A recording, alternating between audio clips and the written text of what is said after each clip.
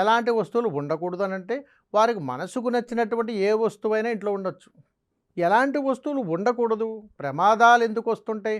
తరచూ ప్రమాదాలు మనకు జరిగిపోతుంటుంటాయి. దేనివల్ల అనంటే ప్రమాదం అనంటే యాక్సిడెంట్ కాదు సుమా. ఏదైనా గాని అనుకున్నటువంటి పని జరగక మధ్యలో గాని ఆగిపోతే అది ప్రమాదమే.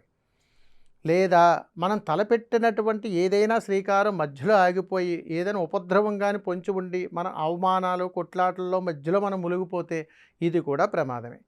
మరి ఇవన్నీ ఎందుకు జరుగుతుంటాయి? అంటే గుర్తుపెట్టుకోవాలి. ప్రతి వ్యక్తి కూడా తను చాలా అందంగా ఉన్నానని అనుకునే ఇంటి నుంచి బయటకు బయలుదేరతాడు.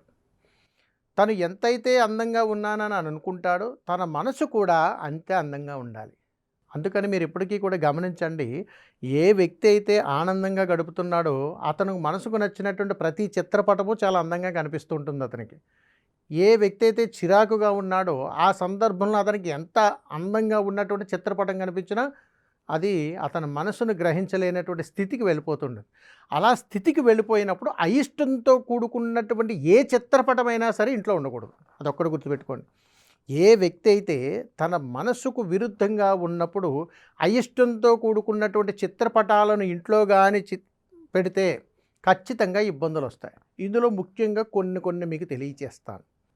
నిత్యము ఇంట్లో చాలా చూడండి, కొంతమంది గుర్రాలు ఉన్నటువంటి ఫోటోలు, అదేవిధంగా సూర్యోదయం జరుగుతున్నటువంటి కొండ కోనలు ఉండేటువంటి ఫోటోలు, సీనరీస్, పారే జలపాతాలు, కొండలు, లోయలు ఉన్నటువంటి ఫోటోలు, ఏనుగులు, అదేవిధంగా నెమలి పించాలు, అదేవిధంగా నెమలి పురివిప్పినట్టుగా ఉండేటువంటి చిత్రపటాలు, ఇవన్నీ కూడా చాలా అందాన్ని, ఆహ్లాదాన్ని మనకిస్తాయి.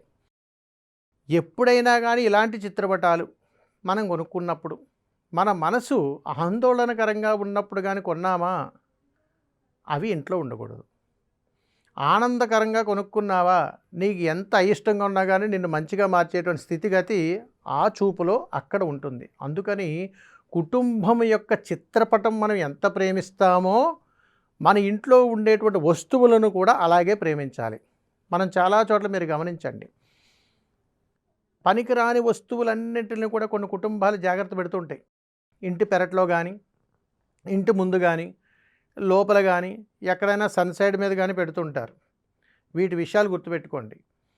ఏ కుటుంబంలోనైతే వాడగా మిగిలినటువంటి వస్తువులు ఇంటి ముంగిట్లో ఉన్నాయో, ఇంటి ఎదురుగా ఉన్నాయో, వారి ఇంటి ఎదురుగా ఏదైనా షెల్ఫ్లో కానీ జాగ్రత్త పెడుతున్నారో పాత వస్తువులని, ఆ ఇంట అష్టదరిద్రాలు పట్టుకుంటాయి.